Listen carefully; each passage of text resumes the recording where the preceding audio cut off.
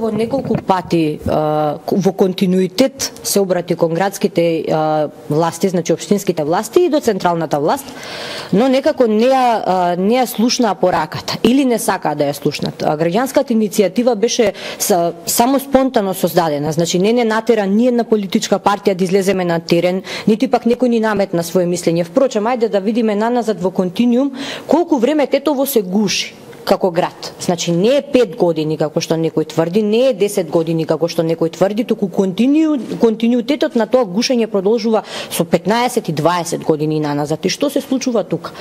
Доаѓаме до една секвенца кога веќе дојдовме до точката од која што нема враќање. Граѓаните само иницијативно ја направија ова иницијатива за почисто Тетово. Абсурдот лежи во тоа што ние одиме како граѓани на терен, но на терен никој нас не излегува во пресрет. Бараме што е можно погласно, тоест баравме што е можно погласно да се појави градоначалникот на град Тетово, госпоѓата Теута Арифи, не слушна. Едноставно не дојдовме на ред да бидеме сослушани. Постојано излегувавме со пресови на терен, очигледно сето тоа остана без никаков слух.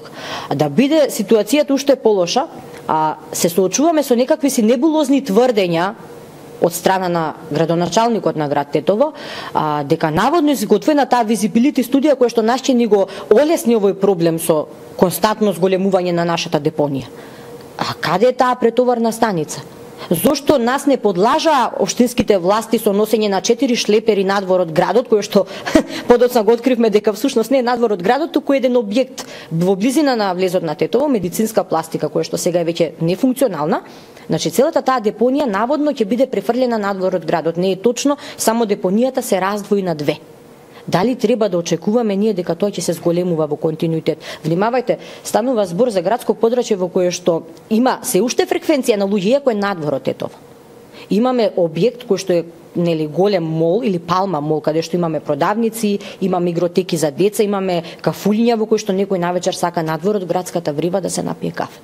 Стигаме во момент, јас одам да издишам малку чист воздух надвор од Тетово, се соочувам со тоа што се соочивме. Младите луѓе најдобро го почувствуваат тоа, бидејќи тие се најфреквентни сега во овој летен период. Така ли е, Џогов?